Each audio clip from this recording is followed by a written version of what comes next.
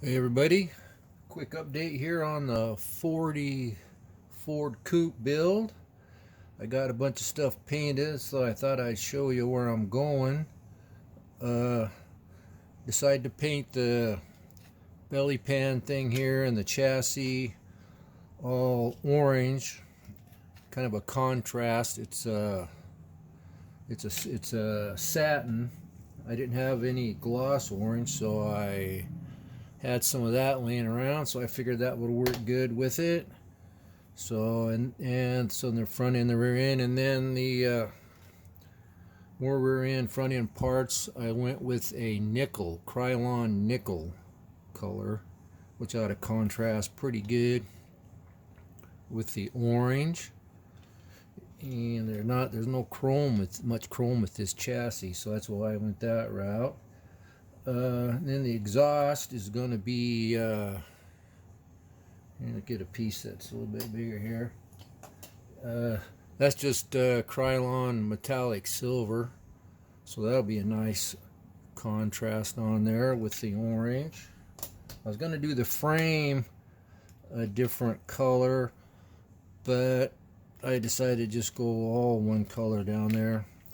I did some highlighting in the grooves here, the fins, and on the springs I used a silver, kind of a flat silver, real thin, and you can kind of see it, you kind of can't, so I might hit that again.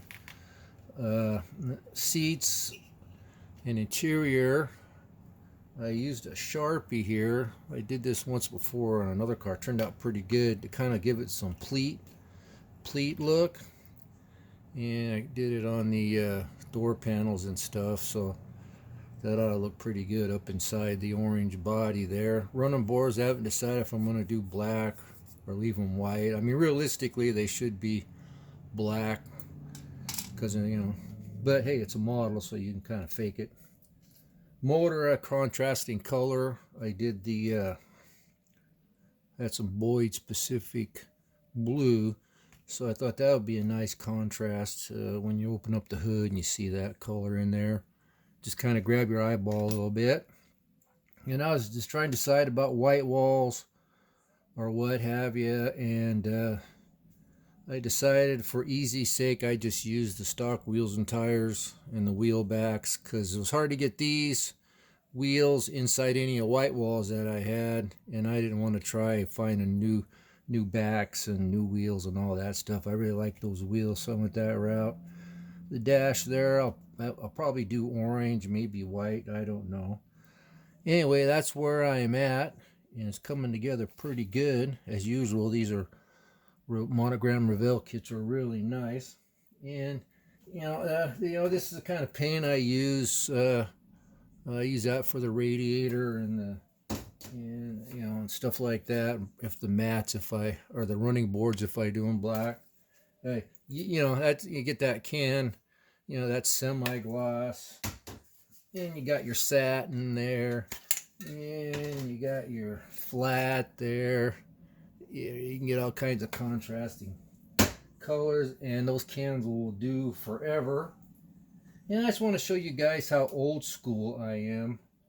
I have a Mickey Mouse paint booth in my garage. I won't show it to you because everybody laughs at it, but it works good. I've only had it for like a couple years. I've painted without a paint booth forever. But I do old school with the old coat hanger all bent up to hold the body when you paint it. And I've done this forever because I can paint. Whoops.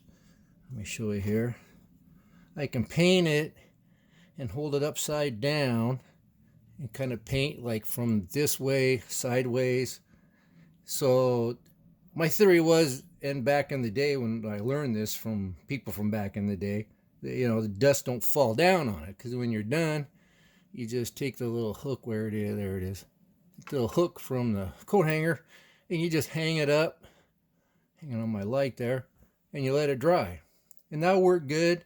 And then I made a big paint booth.